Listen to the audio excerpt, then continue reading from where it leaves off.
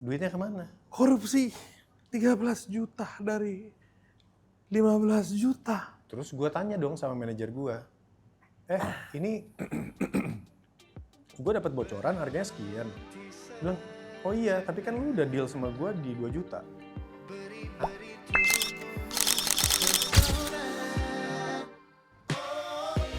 Hidup memang harus canggih, tapi Apanya? Pengalaman nggak enak ya. Pengalaman gak enak, ada satu manajer. Terus dia bilang, no, ini ada nih lu main basket. Iya, 8 titik. Per titiknya 2 juta. Cuma main basket doang, dibayar 2 juta. Udah gue tiap minggu main basket. Ini dibayar lagi. Siapa yang gak mau? Mau gue. Setengah tahun kemudian, gue tahu bahwa per titiknya gue dibayar 15 juta. Tamu kita hari ini lah tamu terganteng yang pernah kita datengin ya guys. Nino Fernandez.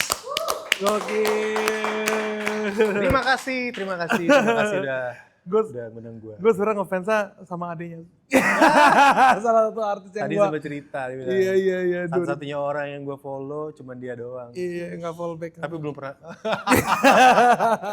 Lu bikin brand ya? Kru itu fashion Iya. brand atau apa? Enggak, bikin aplikasi bro. Aplikasi? Iya.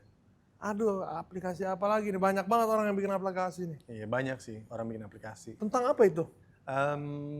Keresahan gue di dunia entertainment.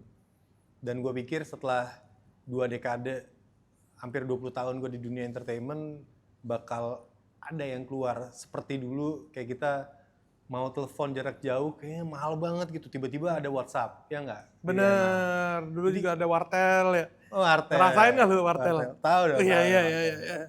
Terus jadi gue nunggu aja, jadi gue pikir dunia entertainment, semua kepahitan-kepahitan yang gue rasain, bakal ada nih yang buat nih, gitu, bakal ada solusinya, gue bisa download aja terus gampang pakai. Oke. Tapi setelah 18 tahun, nggak ada bro, nggak ada satupun aplikasi atau yang ngebantu, jadi perubahan secara digitalisasi itu nggak ada.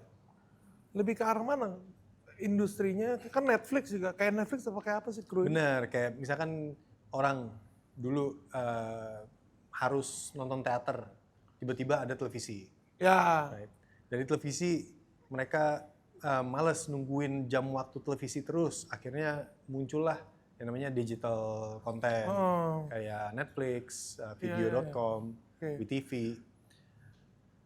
Itu kan dimudahkan, keresahan-keresahan masyarakat didengar terus dibuat. Nah, kalau si kru ini datang dari 3 keresahan yang gua rasain dan harus dibuat solusinya. Yang pertama, nggak ada yang terkoneksi di dunia entertainment Indonesia. Nggak ada satupun aplikasi yang bisa mengconnect mereka gitu. Oke. Dan biasanya selalu connect-nya itu ada orang penengah. Nah, yang dunia meng-connect. entertain itu guys banyak banget middleman-nya. Dan kalian pasti tahu lah belakangan ini banyak yang makin terkuak ya, bukan makin banyak yang makin terkuak, manajer-manajer artis nyelip duit. Ya. Itu udah dari dulu. Oke. Jadi nggak ada yang terkoneksi. Kesempatan buat orang-orang di Jayapura misalkan, Jogja, di Medan, mau masuk dunia entertainment di Jakarta, gimana caranya? Iya sih ya.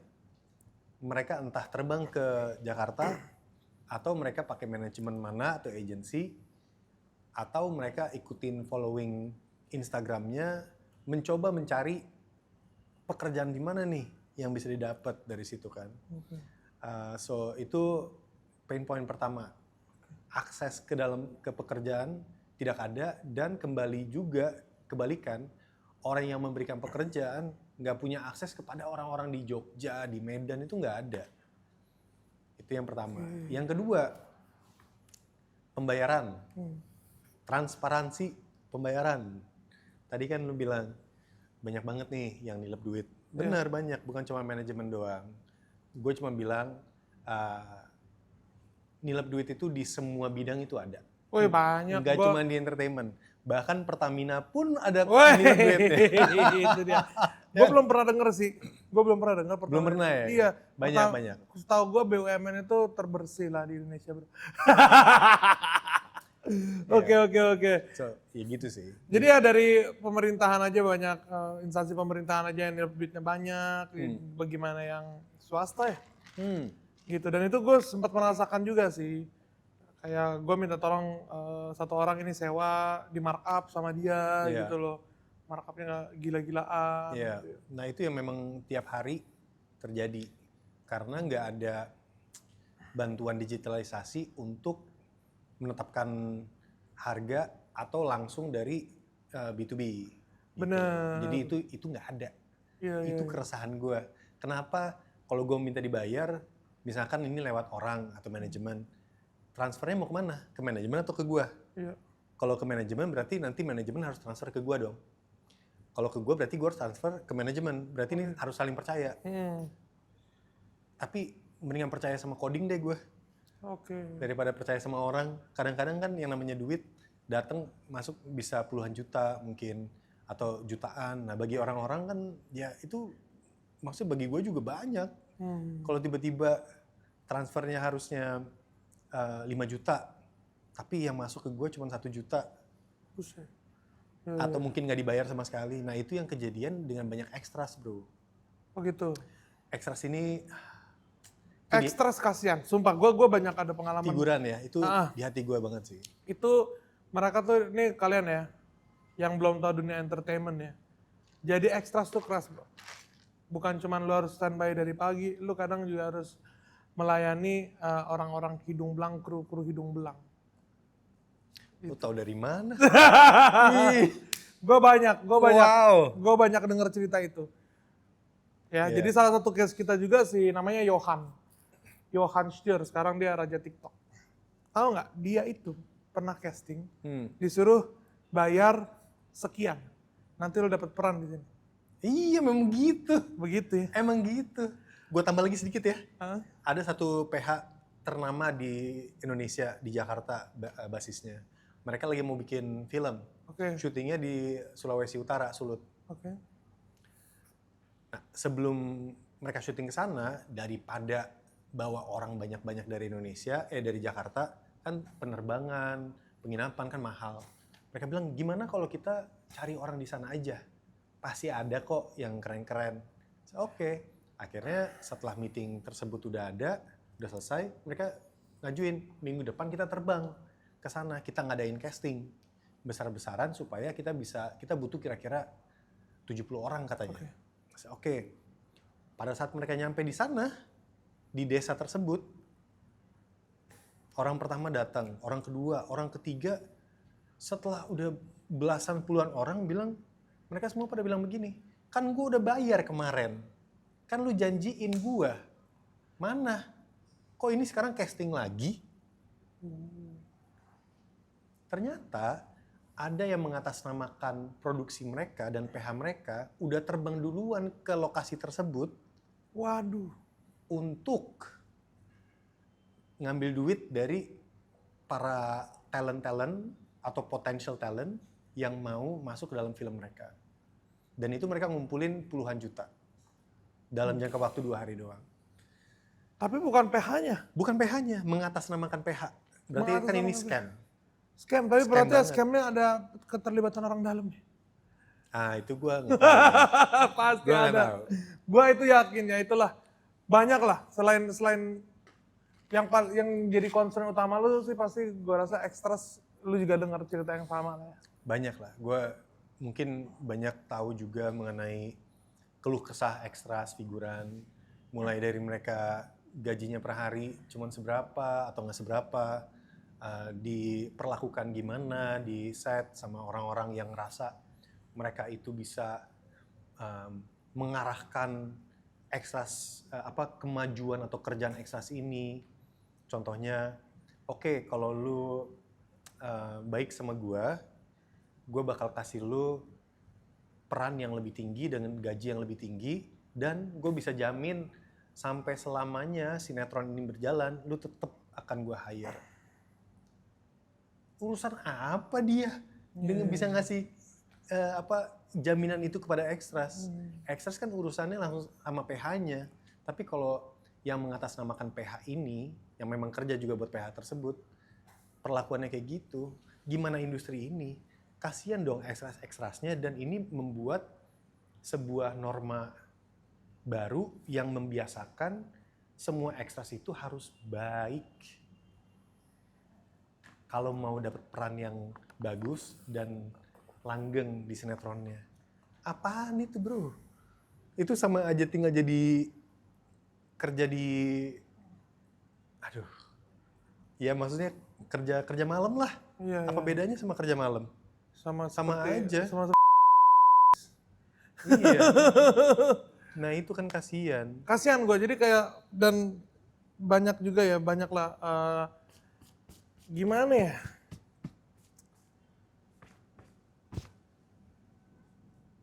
biar nggak terlalu vulgar. Banyak banget orang ya, dari nggak cuman yang di atas-atas, di bawah-bawahnya juga banyak yang kayak kalau misalkan mau, ya gue denger dari cerita, tapi kayaknya ini sih kayaknya legit ya.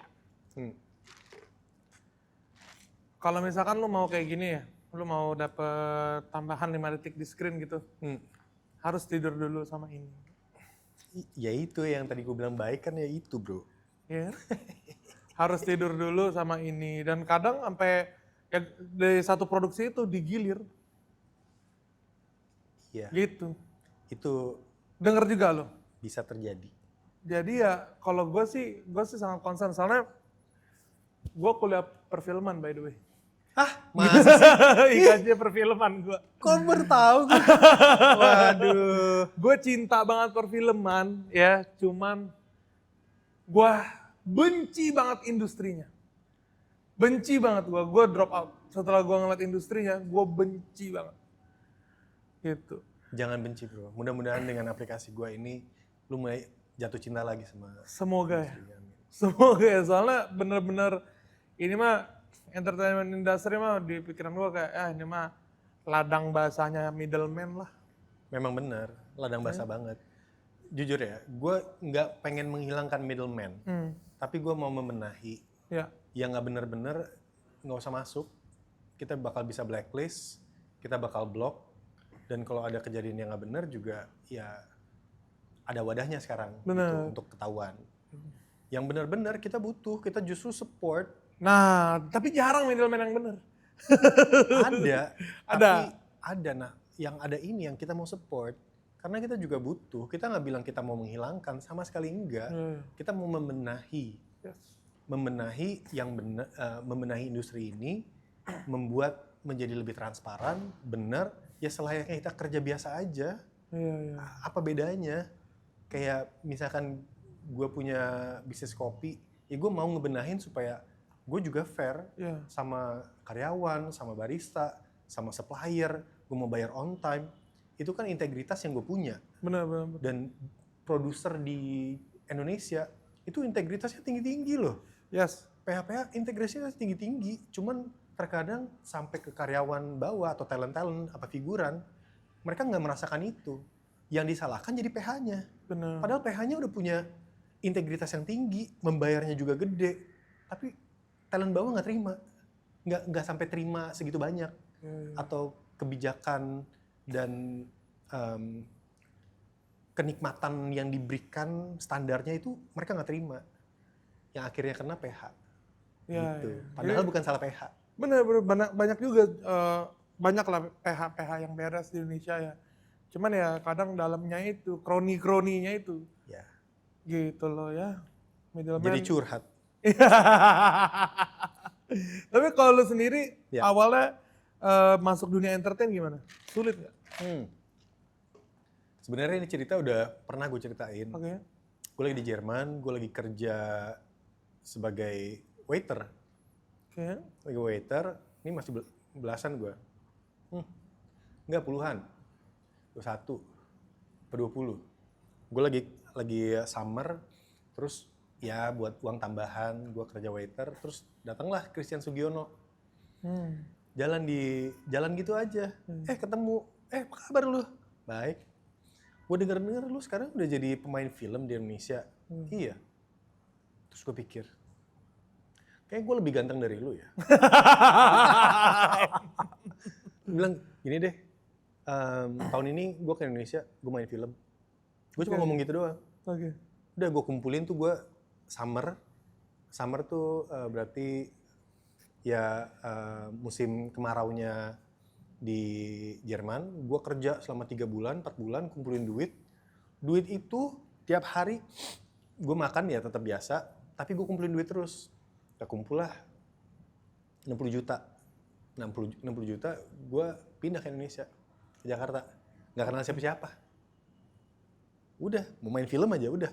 Nah itu awal mulanya. Kalau sama Christian Sugiono temenan dari mana? Itu waktu gue di Jakarta dulu kan gue lahir besar di sini.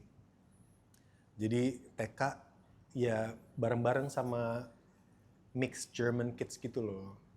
Nah Christian Sugiono dan beberapa orang lainnya mereka memang mixed kids. Jadi ortu-ortu kita saling kenal. Oke. Nah disitulah gue kenal. Nah, gue juga mix Labrador gue. Asik.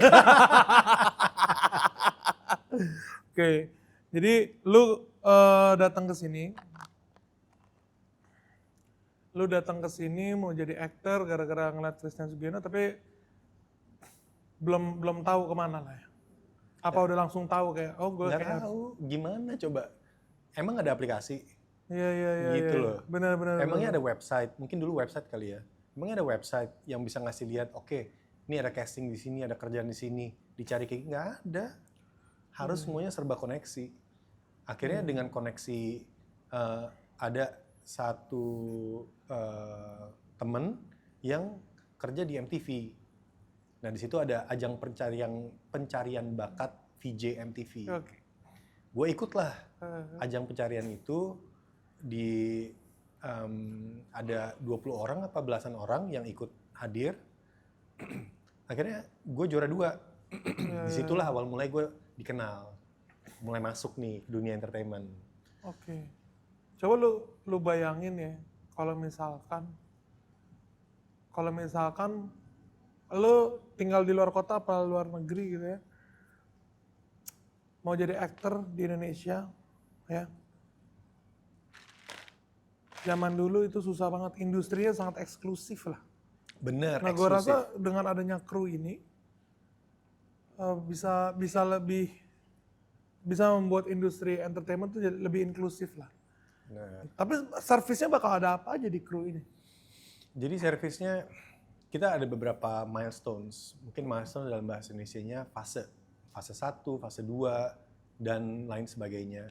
Nah, fase 1 yang sekarang kita fokusin adalah para talent-talent, figuran, pemain film, pemain sinetron, kru, itu kita memasukin dulu sebagai fase 1 ke dalam aplikasi. Dan kita juga masukin PH-PH, pemberi pekerjaan dari PH iklan, PH film, PH sinetron, itu mereka masuk. Mungkin kita kumpulin 10 PH dulu, dan pemain-pemainnya kita kumpulin juga. Mungkin ratusan, mungkin ribuan. Ini fase 1. Fase 2 nanti ada catering, ada lokasi, ada penyewaan alat, penyewaan baju, wardrobe. Lu tahu nggak? Ini ngomong-ngomong wardrobe ya. Jadi kemana-mana nih. Oke. Cuman si wardrobe kayak gini. Ada satu figuran dicari untuk pesta mewah Oke. selama 4 hari. Budgetnya per extras atau buat figuran itu 500.000 per hari. Berarti dia dapat 2 juta dong per hari. Dia nggak kepilih, padahal dia ganteng, apa cantik. Nggak kepilih bro, kenapa coba?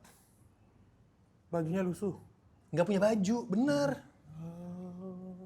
Jadi extras atau figuran harus datang dan mempunyai baju yang dibutuhkan. Oke. Baju mewah kan nggak murah bro.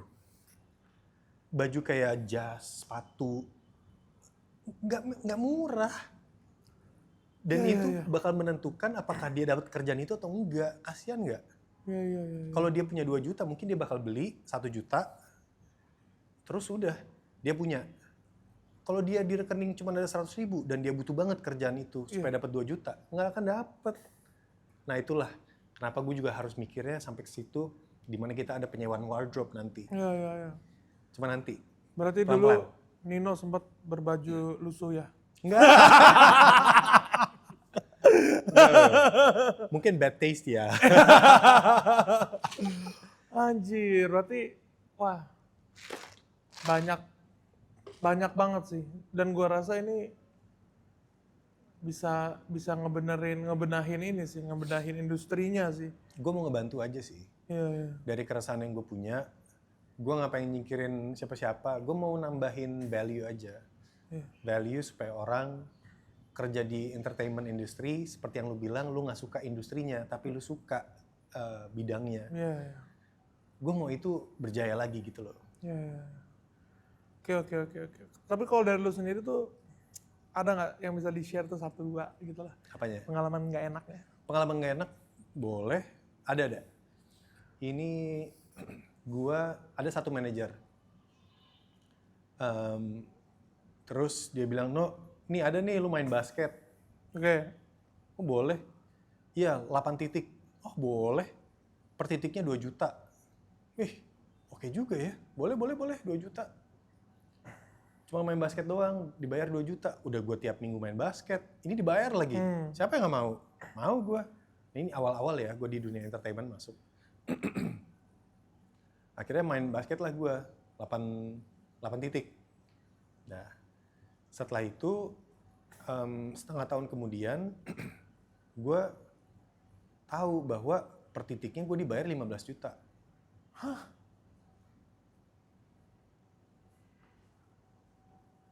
Duitnya kemana? Korupsi 13 juta dari 15 juta. Terus gue tanya dong sama manajer gue, ini gue dapat bocoran harganya sekian. Dia bilang, oh iya, tapi kan lu udah deal sama gue di 2 juta.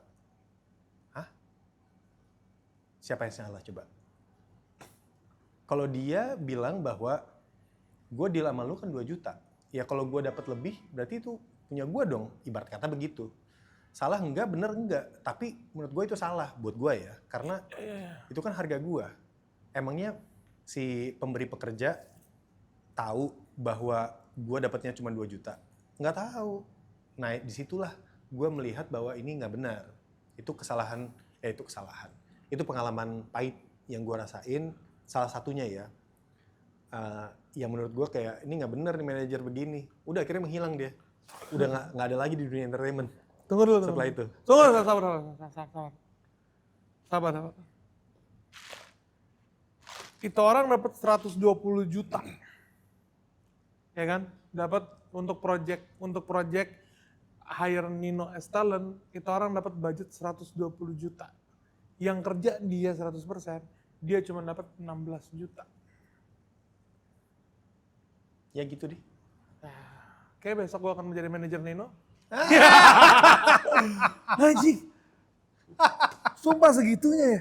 Segitu bro. Dan jujur aja gue masih ikan yang kecil lah saat itu. Lu bayangin ikan-ikan yang besar nih, yang gajinya atau pendapatannya udah gede banget. Buat gue 2 juta gede saat itu, gede. Kayak, tapi kalau gue dapet 100 juta, wah. Iya. Mungkin itu bisa mengubah jalur hidup gue. Bener. Dan gue bisa lebih menabung atau apa gitu loh. Tapi kan gue punya hak diambil sama orang. Iya sih. Yang tadinya mungkin gue bisa beli motor atau mungkin bantuin orang tua gue dengan uang itu. Itu loh yang jadi masalah. Ini lo yang Hak cerita, apa? lo yang cerita gue yang stres nih, bagi rokok boleh? Bang, ambil aja. Itu, tapi serius nominalnya segitu? Segitu. Anjing. Kalau gue biasanya gini, gue middleman juga banyak kasih project ke orang. Teman-teman gue yang di dunia entertain ya. Cuman kan gini ya, gue kasih tau budgetnya berapa. Terus udah, gue minta duit aja. Iya. Dia kalau ini, kalau jadi Tembus. ini tembus, kasih dikit aja lah. Iya. Tapi masalah duit-duitan apa segala macam, transfernya bukan ke gue. Transfernya bukan ke gue, langsung aja Langsung ke ke dia. manajernya. Iya. Gitu, langsung ke manajernya atau langsung ke dia kalau dia nggak punya manajer. Gitu ya. Baru nanti dia bagi gue. Dan sampai sekarang sih gue merasa kayak ya gak pernah kurang sih. As a middleman gitu kan Iya. dia yang kerja juga ya. Bener, dan gue rasa ya kalau dari awal udah transparan, ya udah, ya transparan aja, nggak masalah. mau itu manajer yang ngambil 99% juga, kalau dua belah pihak setuju, aman-aman aja. Berarti kan transparan. Menjadi nggak asiknya di saat nggak transparan. Dan si manajer ngambil sesuka hati dia, tanpa sepengetahuan si talentnya. Nah itu yang menjadi masalah. Gila ya. Gila. Baru dari talent doang tuh. Belum dari catering.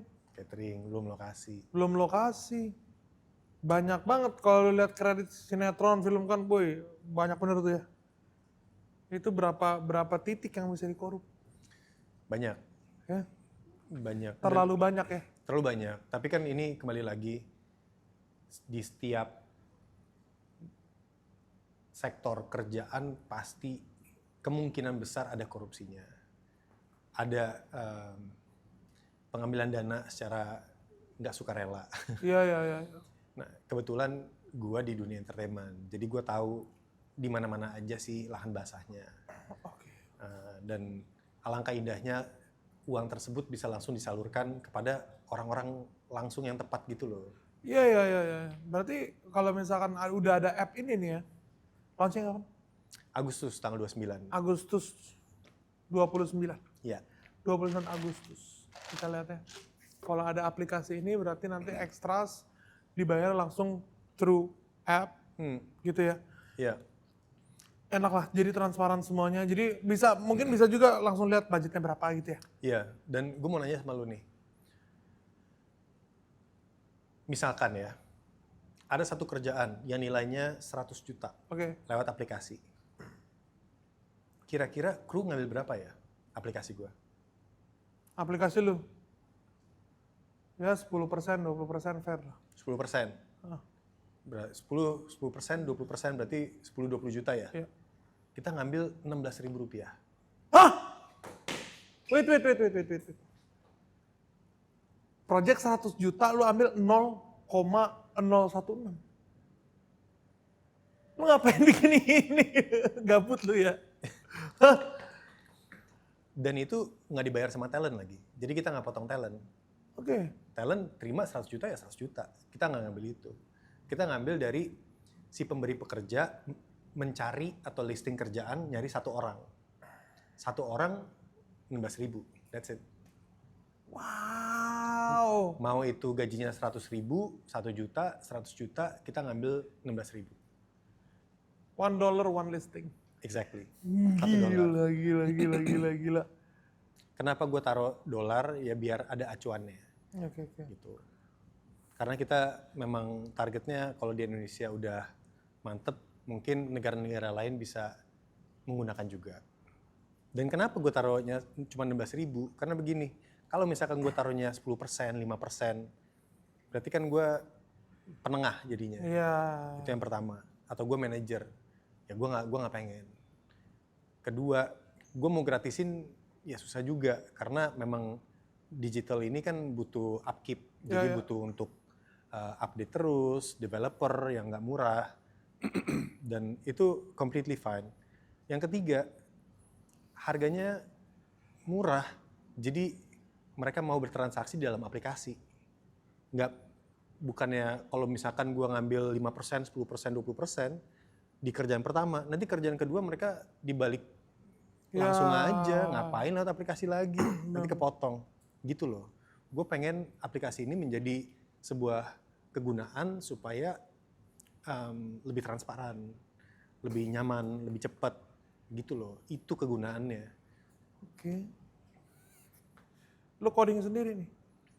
Ada timnya. Gue nggak bisa oke. coding, gue non-technical founder. Oke. Jadi ada tim devnya sendiri Ada. ya. Jadi lu idenya dari lu nih ya. Idea dari gue, dari keresahan yang dari dulu gue udah rasain, dan gue menunggu ada aplikasi seperti ini, cuman nggak muncul-muncul gitu loh. Benar sih. Harus ada yang buat, terpaksa gue yang buat, terpaksa ya gue yang buat. Karena kalau nggak gue yang buat, siapa lagi? Benar. Masa kita begini terus sampai 20 tahun lagi, 30 tahun lagi? Gede tapi, bisa gede banget ini app-nya ya. Amin. Kalau arahnya bisa kemana aja juga sih ya. Bisa sampai kayak lu nggak cuma di dunia industri perfilman doang. besok ada event nih, BUMN, event apa, ya kan? Iya. Sebenarnya government kita perlu nih aplikasi ini juga sih, menurut gua. Ya kan? Iya, kita pengen kerjasama juga. Ini lagi dalam pembicaraan sih. Oke. Gue sama Komdigi memang cukup dekat karena mereka kan digital. Nah, kita juga produk digital. Jadi kita mau ikut, mereka punya, kita mengandalkan support dari mereka juga. Supportnya dalam bentuk koneksi, acara, dan juga masukan-masukan dari mereka. Oke. Ini ide app yang ya salah satu yang gue denger dan gue tertarik sih buat ngikutin perkembangannya. Asik. Sosial Thank you, bro. medianya ada, sosial medianya. Sosial medianya ada, tapi kita belum kembangin sampai segitunya. Oke. Gue ada talks sama salah satu social media agency yang bisa ngebuatin. Jadi mereka yang bisa follow up. Nah, gue juga ini lepasan jadinya. Oke. Gue suka dari startup gue yang lain, gue belajar bahwa lean is clean. Iya. Gue suka lean, gue suka di mana tim inti itu sedikit banget. Kalau gue bisa outsource kemana-mana, gue outsource aja. Tim intinya kru berapa sekarang? Gue doang, bro. Hah. Sisanya outsource aja, memang nggak butuh. Kan kita juga belum launching yang udah ada ribuan orang atau puluhan ribu, itu kan belum. Pada saat nanti itu terjadi, kemungkinan ya harus nambah tim intinya. Cuman saat ini masih dalam tahap di mana gue bisa ngatur. Ya. Satu doang dari ide sampai app-nya pun udah jadi ya sebenarnya. Udah bisa download kok Udah di bisa iOS download. sama Android Oke. Semuanya itu lo ngurusin sendiri. sendiri. Ya. Gimana lu sama kerjaan lu yang lain, syutingan lu gimana? Ini kan belum menghasilkan nih kru, malah bakar-bakar duit lu. Bakar ya. Jadi supaya gue tetap valid dengan aplikasi ini, gue harus terjun lagi ke dunia film, harus terjun lagi dunia entertainment. Makanya kemarin gue bakal ada ini nih tayang Duren Jatuh di WeTV. WeTV, Wah, kapan itu rilisnya? Keren banget, 3 April. Oh 3 April kemarin, 3 April kemarin udah rilis ya? Ya, Udah bisa ditonton udah. di? 3 April kemarin udah rilis, sekarang bagusnya kalian udah bisa ngikutin berapa episode nih tanpa harus nunggu lagi. Ya. So that's very good. Gua kemarin ngambil di video.com juga gua ngambil suami-suami masa kini. Oke. Terus gua ngambil series di Ratu Adil juga. Oh Ratu Adil. Ratu Adil. Terus ini series yang ketiga atau 3 project berarti tahun lalu. Nah kedepannya gue ada film dan sinetron malahan. Kenapa gue ngambil ini? Karena gue juga ngobrol sama kru-krunya. Jadi gue pengen tahu sekarang nih apa sih yang valid lagi? Keresahan apa sih yang lu rasain sekarang? Itu sebenarnya. Oke. Di saat itu maksudnya selain itu juga uangnya ya gue lumayan sih. Iya. Apalagi buat ngebantu bikin aplikasi ini lumayan banget. Oke. Lu tadi cerita startup lo, emang lu udah bikin apa aja? Adalah beberapa lah bro. Cuman ada yang zong juga. Jadi ya gue gak enak cerita. Cuman gue udah coba lah kayak contohnya bikin ramen. Tempat udah ada, nama belum ada. Masak juga belum pernah bikin ramen. Tapi harus buka dalam 2 minggu. Bikin dapur baru semuanya. Nah gue udah ngelewati masa-masa itu juga. Dalam 2 minggu gimana caranya gue bikin ramen. Semua perlengkapannya dan ada karyawan yang bisa bikin. Itu gue masak itu. Jam 3 pagi bikin ramen, kuahnya selama berbelas-belas jam. Iya, buat bikin kaldu ramen aja kan. Gue yang bikin ya. Anjing. Iya, semuanya resep dari gue yang bikin. Namanya ya adalah namanya, terus gue bikin desainnya, semuanya gue bikin. Oke. Terus kalau yang ya usaha lu yang berjalan lumayan lama ada? Ada gue bikin kopi kan. Kopi apa? Ya adalah, gue bikin kopi namanya adalah. Itu gue punya visi saat itu adalah tiap kali gue ke mall nggak ada kopi enak dan murah. Oke. Terus gue keliling, gue bikin list, gue catet. Gue mau pesen kopi yang paling murah dengan snack yang paling murah di lokasi mall tersebut. Harganya 70.000, 90.000, 130.000 di mall. Kopinya nggak ada yang enak.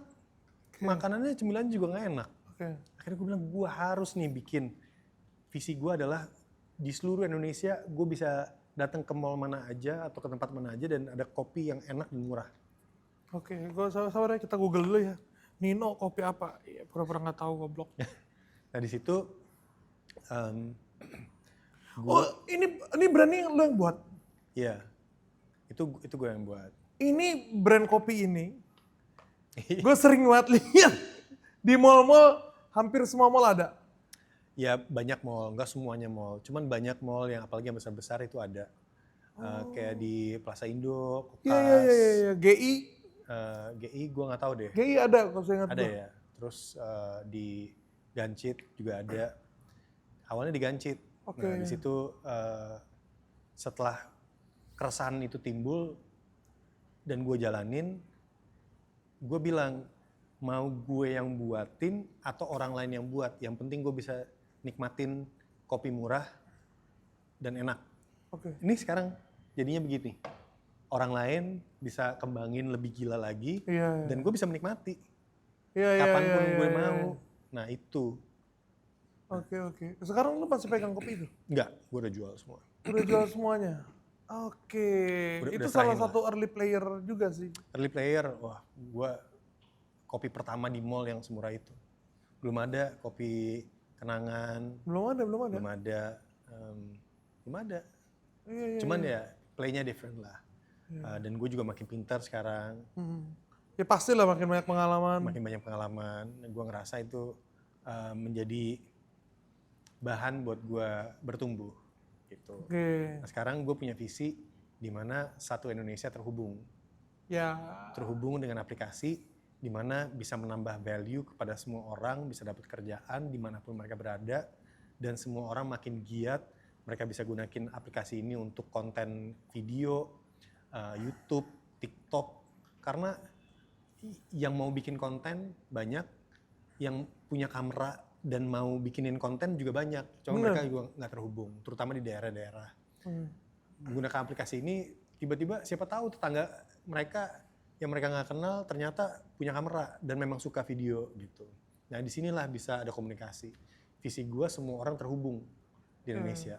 Yang gue bikin bukan satu aplikasi, sebenarnya gue bikin 10 aplikasi dalam satu.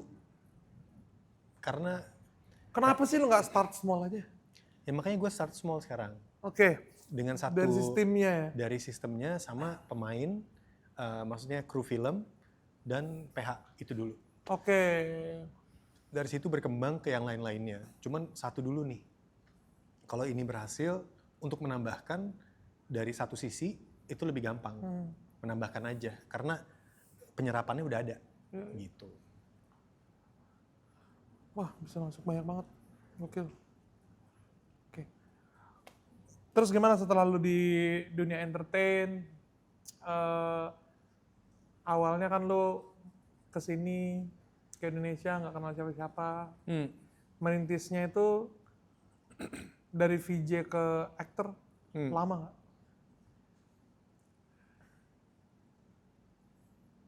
Berapa bulan kemudian gue dapet tawaran film. Terus gue ambil. Gue masih inget tuh.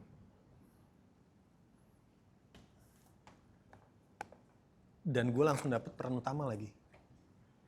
Film apa? Ada namanya Terowongan Casablanca. Wah, udah zaman bahala banget itu.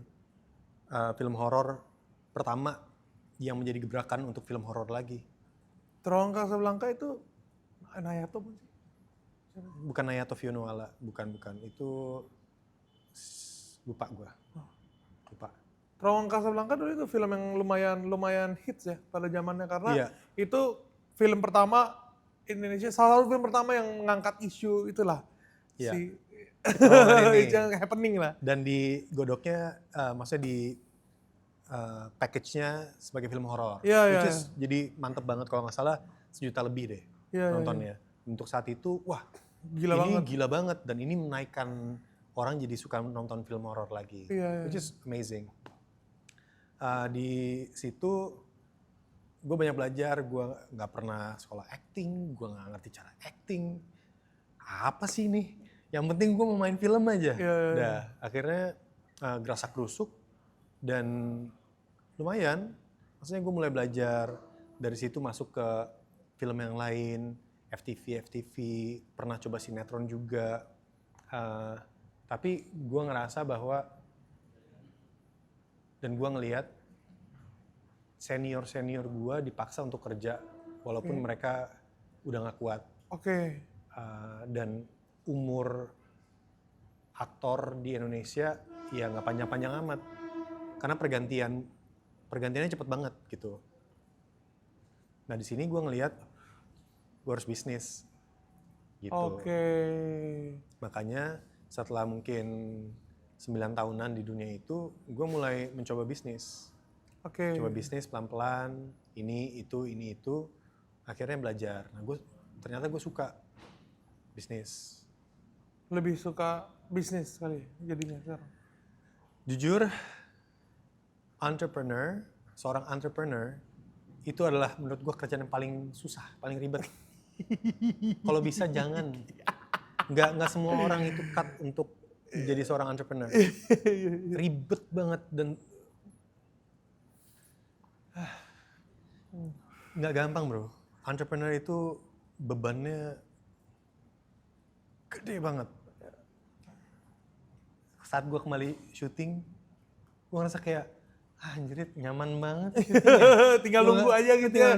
Disuruh syuting. ngapain gitu sama orang ya. Nggak mikirin pipapo, nggak mikirin structure, nggak mikirin sistem, nggak mikirin apa-apa, udah lu syuting doang. Kayaknya hidup nggak ada beban gitu. Iya. Ya, ada kata-kata kan setelah, maksudnya bukan kata-kata. Kalau gue ngomong sama orang-orang yang udah sukses banget, jauh lebih sukses dari yang gue bisa bayangin. Mereka cuman bilangnya satu, nggak ada kesuksesan tanpa kerja keras. Lu mau sukses ya udah pasti kerja keras, nggak mungkin nggak. Gitu. Jadi ya memang benar, entrepreneur nantinya berhasil, orang selalu ngelihat keberhasilan tersebut, tapi kerja kerasnya mereka kadang-kadang nggak lihat orang-orang.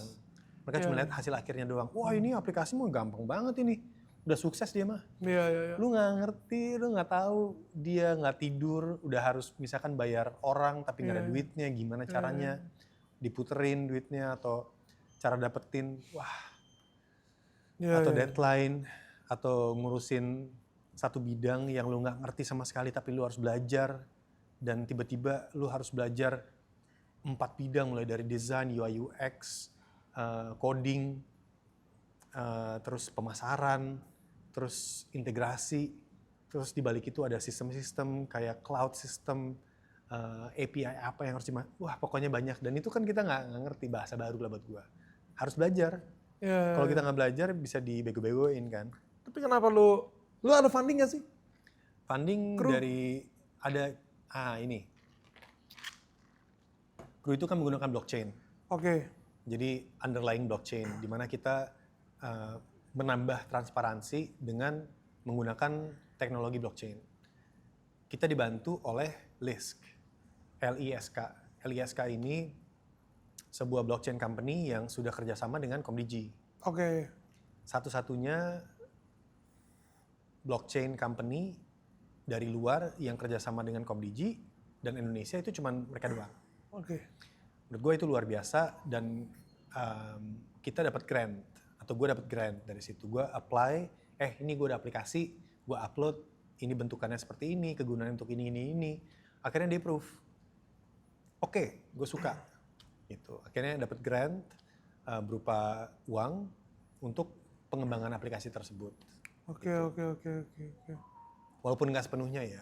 Iya. Banyak juga, maksudnya banyak dana dari gua sendiri pribadi. Banyak sih pasti kebayang, Mak. Tapi ya untungnya itu ya masih satu orang dari sisi finansialnya kan bisa kali ditekan lu nggak ada OPEX, cuman ya mikirin apapun sendirinya itu tuh yang pasti bikin mati. Basically kalau mau jadi entrepreneur udah siap-siap aja nggak digaji. Iya. Udah siap-siap aja hidup dalam struggle. Tapi ada juga kan pepatah bilang you're not apa sih?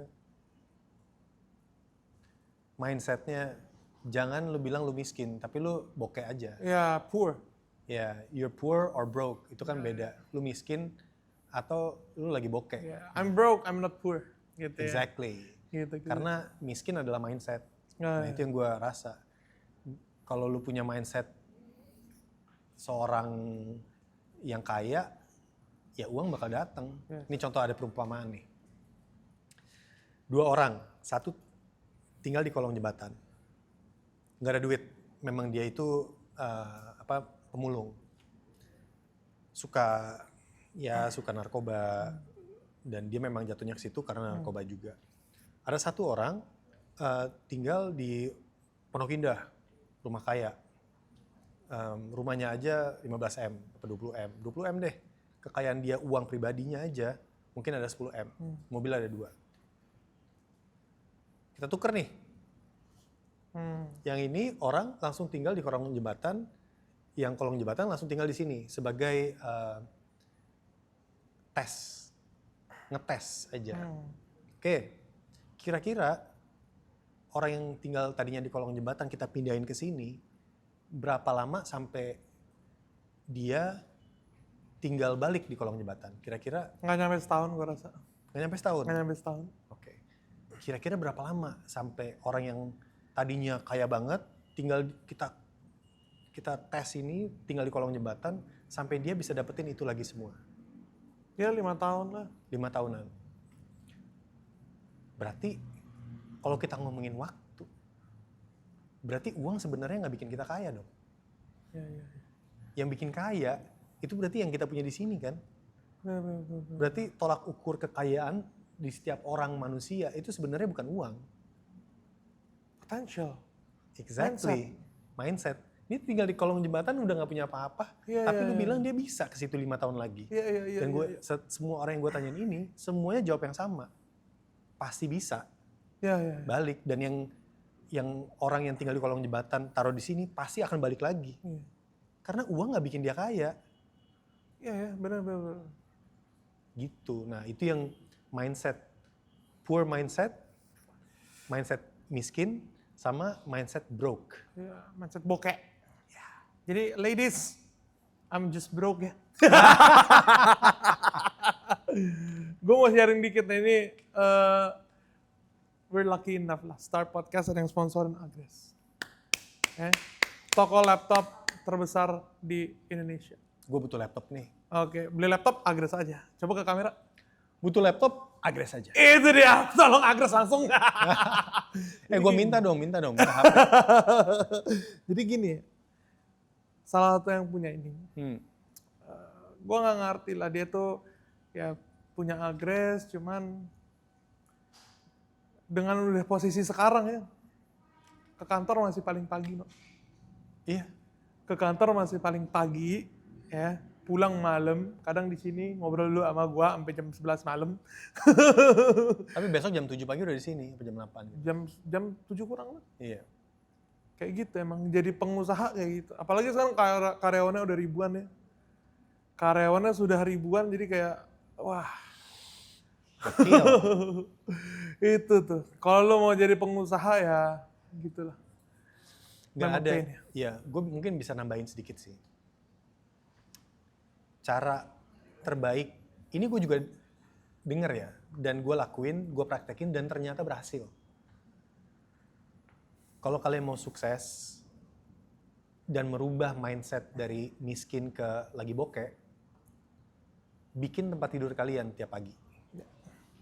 Tiap pagi kalian bangun, rapiin tempat tidur kalian. Itu aja, mulai dari situ. Kenapa? Karena otak kita langsung mencerna, pas gue bangun, gue udah ngelakuin sesuatu yang produktif.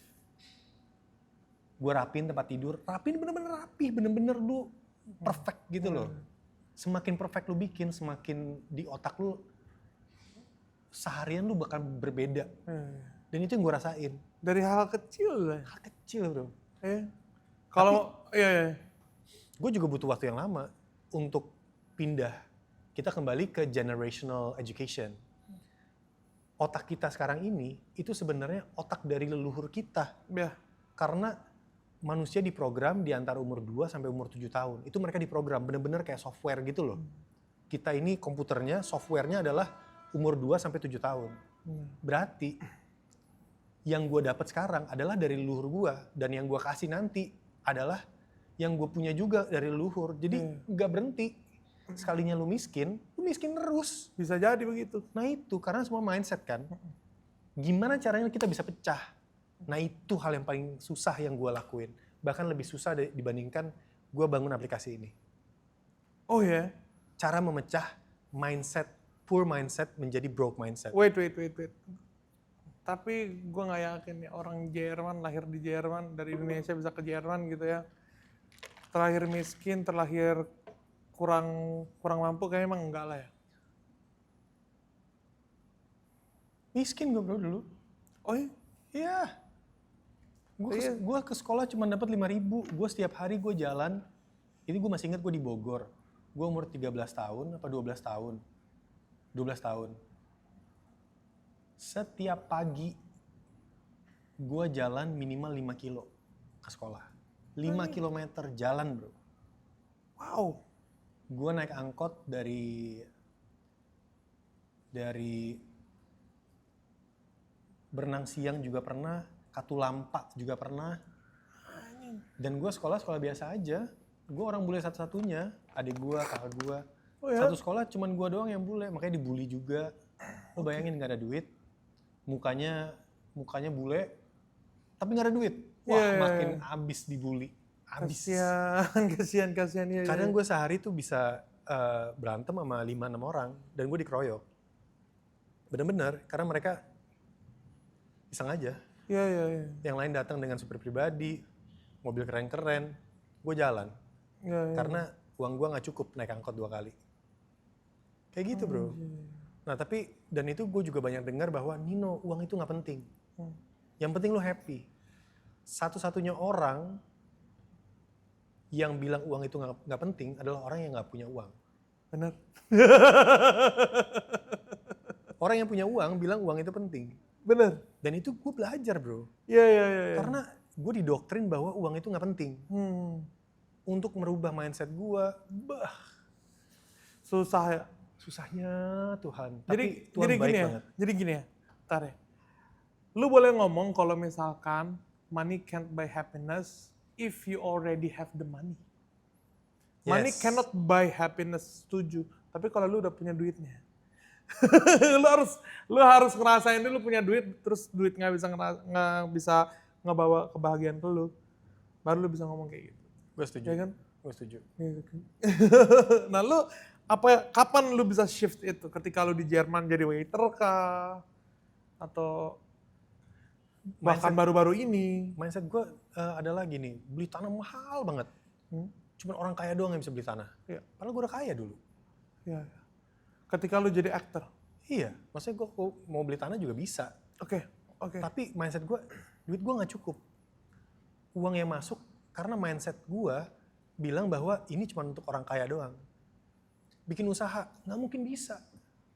Kan susah banget dan cuma buat orang-orang kaya aja. Padahal pas gue buat, gini doang. Mindset bro.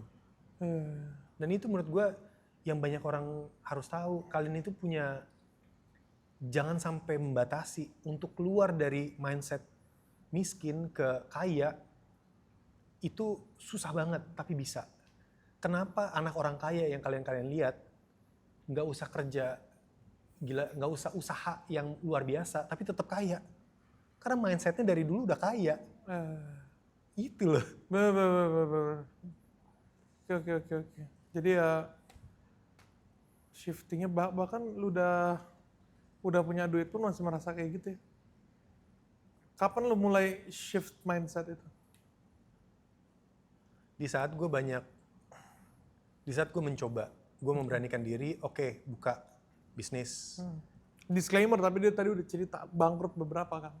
Nggak Ya, works beberapa. Nggak works beberapa. Iya. Tapi yang pertama-tama gue bikin jalan. Tapi gue ditipu sama partner gue.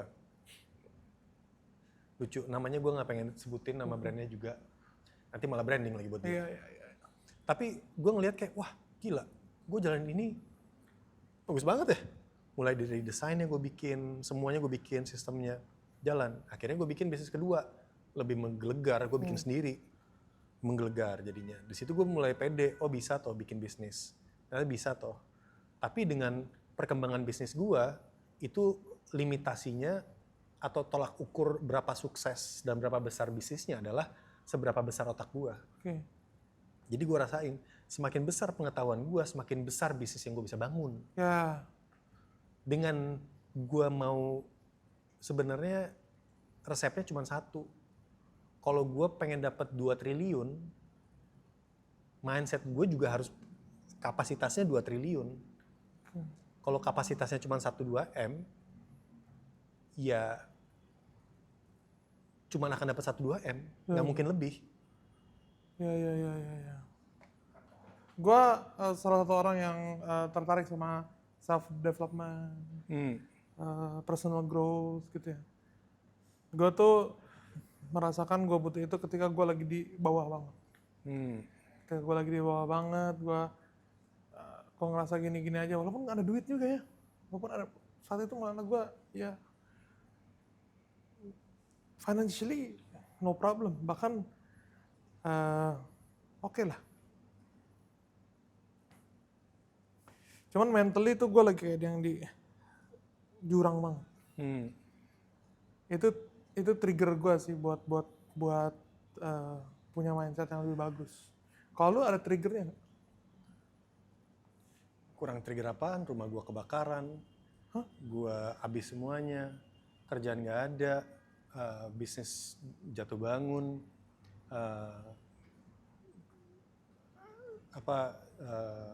kehidupan percintaan juga ada jatuhnya, you know.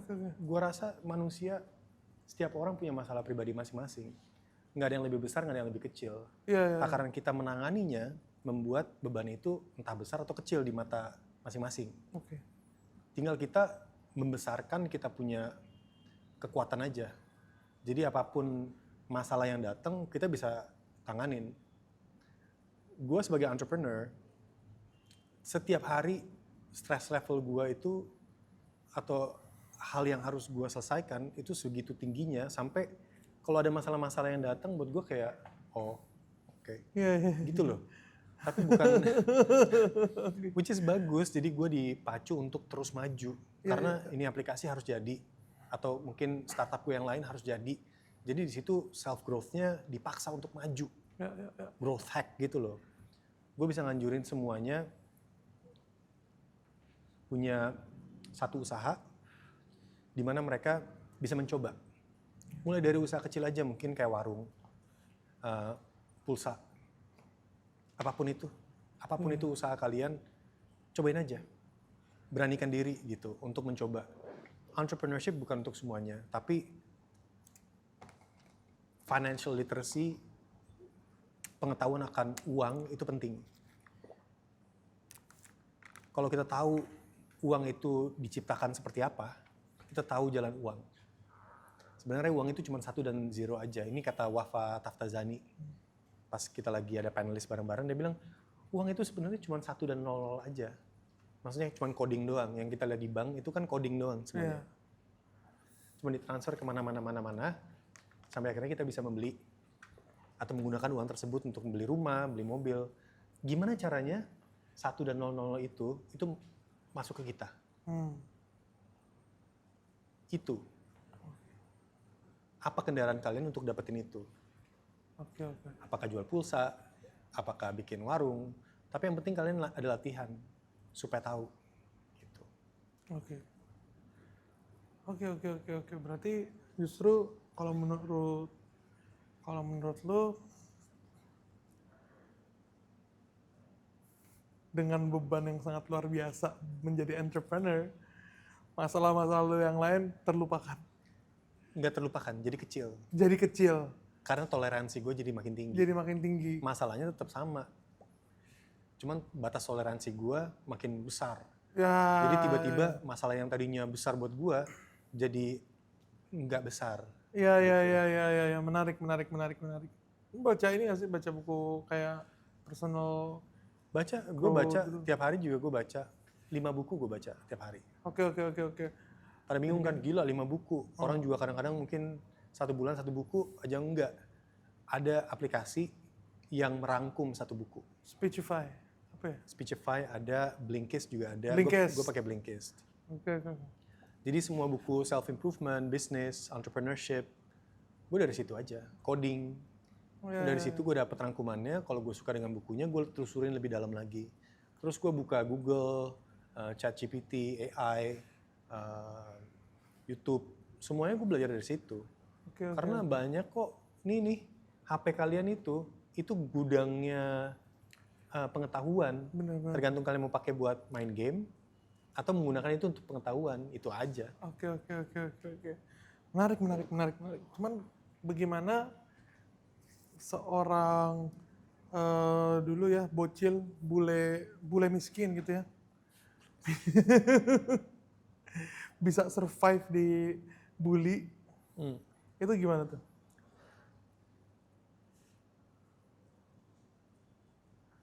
Dan lu masih ada dendam apa enggak? Gue penasaran banget. Nggak ada dendam gue, Nggak ada dendam? nggak ada.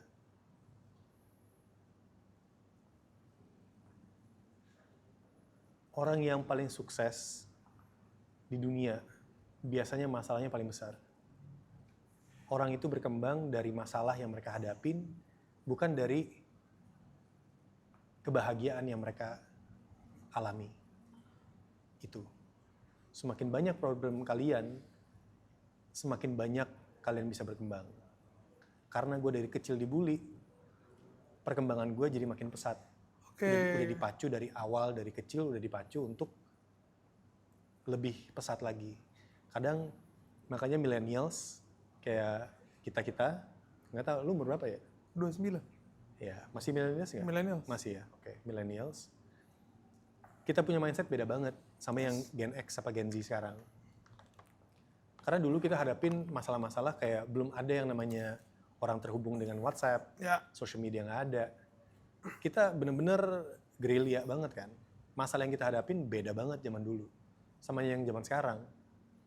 Itu cuman momentum aja. Ya. Oleh karena itu kita sekarang di umur kita itu jauh lebih dewasa. Dibandingkan kalau kita lihat balik, kita umur 17-18 tahun. Jauh lebih dewasa dibandingkan anak-anak yang sekarang 17-18 tahun. Ya. Pada umumnya ya, nggak semuanya. Oh. In general lah. In general. Nah itu sih sebenarnya. Sebenarnya kita tuh hit the lottery lah. Iya. Semakin banyak masalah, semakin banyak lottery. Maksudnya kita semakin berkembang. Tinggal gimana lu ngeresponnya aja. Jadi kayak air mendidih, ya lu mau jadi apa? Mau jadi kentang apa jadi telur? Kentang jadi lembek, telur jadi keras gitu ya. Gue ada perumpamaan lagi sih. Uh-huh. Gue suka banget ya perumpamaan ya. Iya. Nggak apa. Nabi Nino kita manggilnya. Mami Nino. Nabi. Perumpamaannya begini. Ada satu kembaran identis yang besar hanya dengan satu ibu yang pecandu narkoba dan hidupnya nggak berauran. Bokapnya masuk penjara, keluar masuk dan suka mukulin ibunya. Oke. Ini kembar identik ya, 2 laki-laki. Setelah berapa lama, umur 10 tahun, ibunya OD, meninggal. Oke. Bapaknya di penjara. Di penjara pun mati bapaknya. Jadi mereka masuk panti asuhan dua-duanya. Setelah umur berapa, 29 tahun, ketemu lagi mereka. Jadi mereka sempat pisah, nggak ketemu nih kembar. Akhirnya ketemu lagi. Yang satu persis sama ibu dan bapaknya. Pecandu dan berantakan hidupnya, suka mukulin istri atau mukulin perempuan. Yang satu bener-bener sukses, kaya, punya istri, anak, dan baik banget sama istrinya. Baik banget jadi orangnya. Identical loh, twin, kembaran identis. Terus kenapa yang satu jadi begini, kenapa yang satu jadi begini? Mereka ngeluarin kata-kata yang sama. Karena gue melihat orang tua gue. Oh shit. Yeah. Yang satu menerima bahwa ini adalah takdir dia, yang satu bilang ya karena gue melihat mereka gue gak mau. Itu, lu mau jadi yang mana? Yeah. Lu mau jadi yang baik dari masalah-masalah yang lu dapet, lu mau berubahkan itu menjadi bensin supaya lu jadi lebih baik dan lebih maju, lebih pinter, lebih sukses, atau karena hidup yang susah dan semua masalah yang lu alami, lu mau terima-terima aja. Ya memang begini hidup gua. Memang begini kesusahannya. Memang gua tertindas dan tertekan. Ya lu nikmatin aja, gak akan maju-maju. Memang jadi begitu. Tapi sempat nggak lu di mindset kayak itu? Mindset orang tertindas? Enggak. Nggak sempet ya? Ada di diri gua yang selalu memberontak. Gua gak mau terima. Dari gua kecil. Tapi gua di situasi di mana gua selalu dalam kesulitan. Oke. Mau itu financial, mau itu keluarga, mau itu persahabatan, apapun itu. Apa yang gue alami, gue selalu ngerasa kayak harusnya bisa berbeda ya. Gitu. Tapi ya karena gue nggak tahu jalan lainnya, ya gue ngikutin itu terus. Oke. Sampai pada akhirnya disinilah lu harus memecah, harus cut pelan-pelan. Makanya itu susah banget. Lebih susah daripada jadi entrepreneur buat gue. Oke. Tapi begitu sekali lu lepas, tetap harus jalanin. Supaya di otak itu benar-benar terprogram bahwa lu bukan yang dulu. Lu adalah lu yang baru. Dan lu bisa menolak ajaran-ajaran yang sudah dari leluhur lu diturunkan kepada lu sebagai manusia. Oke. Menarik nih. Tadi lu bahas untuk self growth. Awalnya start dari something simple ya. Kayak Jordan Peterson bilang lah. Ya, itu salah satu orang yang gue ikutin dan gue follow. Make your bed. Ya kan? Before you criticize the world, make your own bed dulu, ya kan? Iya. Prosesnya apa lagi, no? Yang lu bisa share yang menurut lo relevan? Untuk self growth.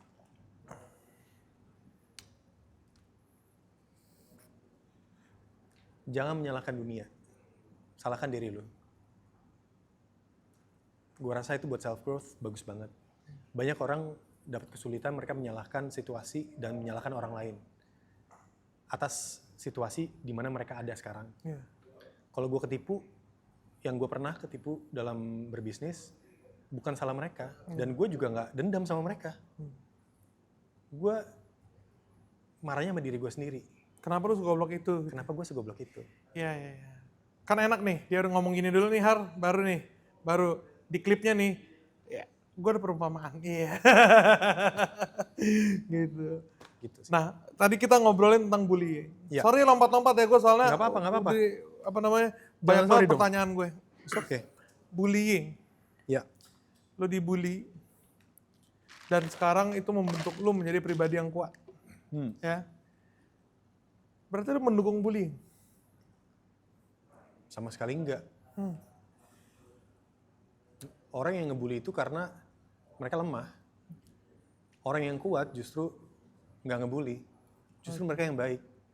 Kekuatan itu datang dari kelebihan yang lu punya. Kelebihan maksudnya gini, orang yang kuat adalah orang yang bisa ngebully tapi tidak membuli. Oke. Itu orang yang kuat. Oke.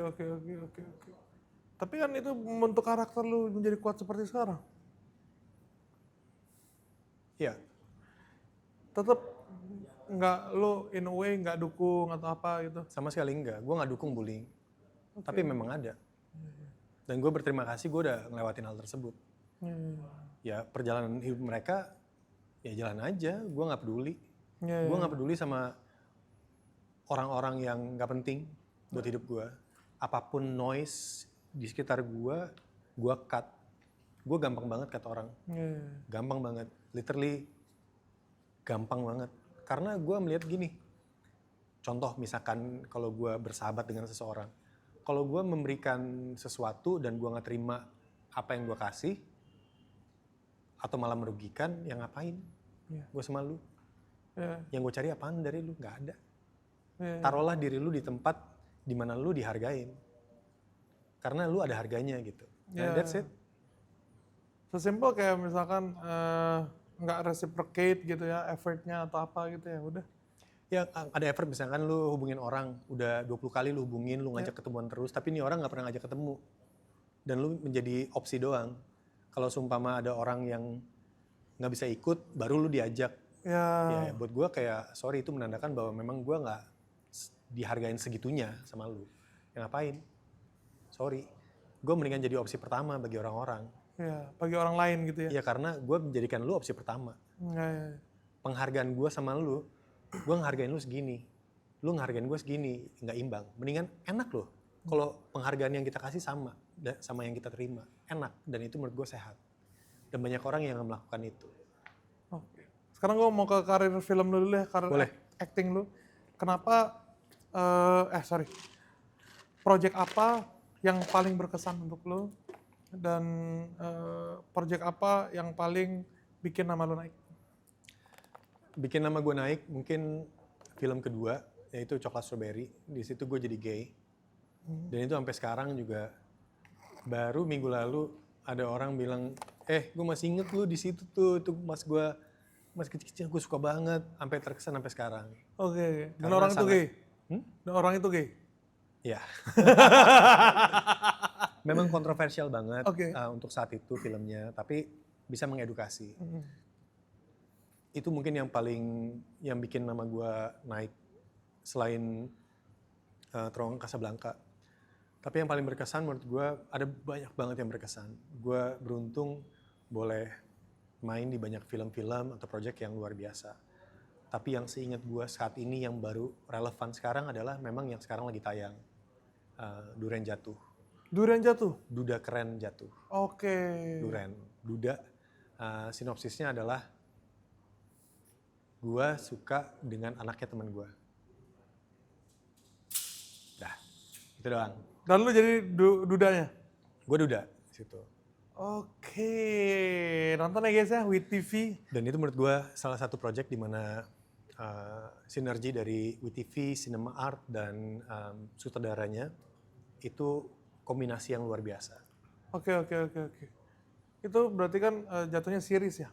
Series. Series. Lu enjoy-nya apa sih? Series, layar lebar? Gue enjoy series sih. Gue enjoy series karena lu syuting 2 bulan, setelah itu lu bisa bonding sama temen-temennya, terus ada 8 episode, jadi untuk menceritakan sebuah cerita di 8 episode itu jauh lebih dapat dibandingkan satu film yang 1,5 jam. Karena series itu kan 45 menit dikali 8, jadi jauh lebih banyak 1,5 jam, ya 6 jam berarti ya. Iya.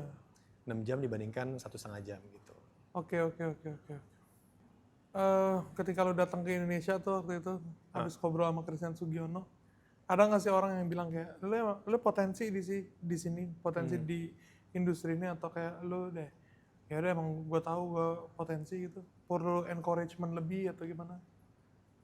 Jadi umur 14 gue pindah ke Jerman tahun 98. Ada kerusuhan kan. Ya. Itu sebelum kerusuhan gue ikut Aneka Yes. Oh, aneh kayak. Terus gue diterima lagi. Iya. Maksudnya masuk 5 besar atau 10 besar gitu. Tapi pas gue dihubungin gue udah pindah ke Jerman. Di situ awal gue pikir kayak sebenarnya ada potensi ya. Oke. Terus yang namanya blasteran, bisa ngomong bahasa Indonesia fluently lagi, itu nggak banyak dan dicari. Jadi gue rasa untuk masuk jauh lebih gampang, Iya. tapi mempertahankan itu jauh lebih sulit. Iya. Oke.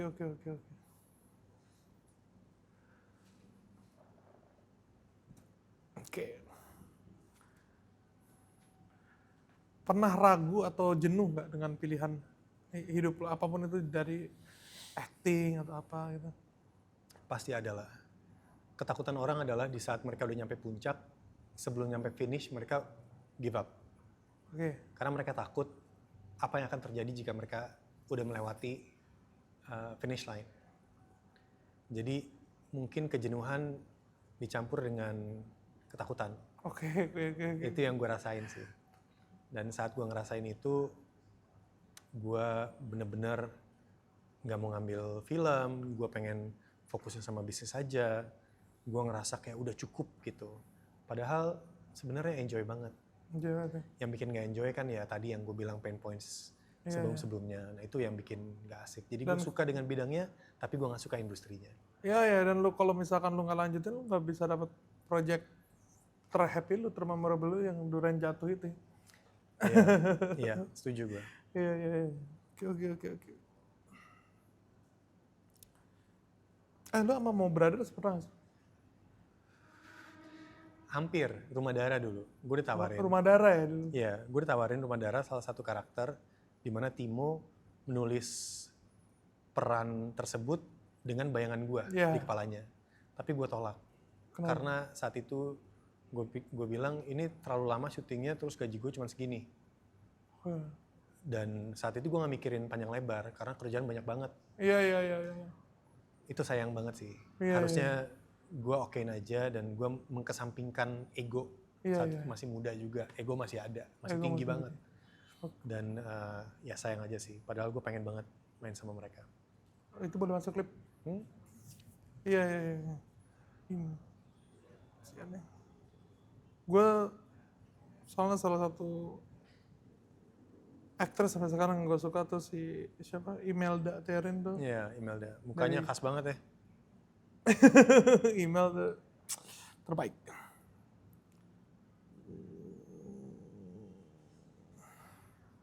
Lo kalau mau istirahat dulu. Enggak. Gue mau ini dong. List pertanyaan. Oke. List pertanyaan bagus. Udah banyak cerita tentang personal struggle. Cuma happy buat lo apa happy? Yang happy, Kebahagiaan menurut Nino Fernandez. kebahagiaan. Gue itu gila manifestasi loh. Gila manifestasi? Iya, gue percaya banget manifestasi. Oke. Dan kebahagiaan buat gue, tiap malam gue bilang I'm happy. Oke. I'm happy karena semakin sering gue bilangin, semakin termanifestasi lah dalam hidup gue. Dan bayangan kebahagiaan di kepala gue adalah gue berdiri di pantai, terus ada pohon-pohon kelapa yang gak terlalu tinggi, agak rendah sedikit, wanginya khas pantai banget, yang bercampur dengan buah-buah pantai itu. Ada suara laut, terus tiupan angin laut, terus gue duduk dan gue jalan sama istri dan gue ngeliat anak-anak gue main. Itu buat gue bahagia. Itu kebahagiaan buat gue. Simple ya. Iya. Apalagi sih sekarang yang lagi gue kerjain selain acting, businessing, developing, apalagi?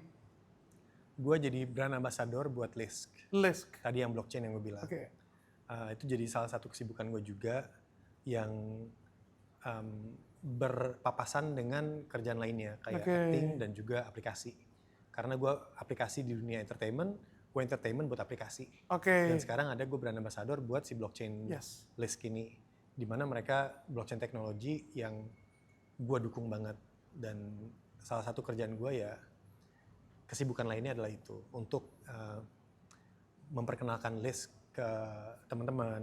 Ada yang mau ngebangun di Lisk, kita bisa kayak ngikutin kayak perjalanan gue. Gue banyak juga dibantu oleh mereka untuk jump start membuat aplikasi dengan grant yang mereka kasih. Iya. Jadi gue bisa saranin aja banyak kok grant-grant atau hackathon yang ada. Cuma dari Lisk ini gue ngerasa cukup aksesnya gampang untuk bisa di tap in sama orang-orang. Oke. No personal life goals atau apa gitu? Bro, kita laki-laki bro. Personal life apaan? Lu punya tanggung jawab nggak? Punya. Iya. Udah punya istri? Belum. Punya pacar? Enggak, single 13 tahun. Tanggung jawab apa lu? Ini anak-anak. Nah gini, laki-laki kan punya tanggung jawab bro. Jadi di kepala kita ya kebahagiaan datang di saat kita bisa memenuhi tanggung jawab tersebut. Iya. Gitu. Itu aja. Kita memang tugas kita adalah cari kerja, dapetin uangnya, supaya keluarga di rumah bisa punya rumah, punya atap, punya makanan, punya stabilitas. Itu. That's it. Kalau dirangkum semua dari omongan kiri kanan, kerjaan entrepreneur, self growth, semuanya balik ke satu supaya kita bisa ngasih stabilitas dan stabilitas dan tanggung jawab kita kepada keluarga. Nino Fernandez, thank you for your time. Sukses buat krunya, ini salah satu app yang, wah ini gokil. Gokil appnya, gak sabar gue nunggu launching dan beneran kepake di industrinya. Thank you. Apapun itu, sukses. Thank you. Thank you banget Nino. Download ya di iOS, Android, Download Crew Marketplace. Thank you. Let's go. Berhenti sejenak, beri tubuhmu pesona.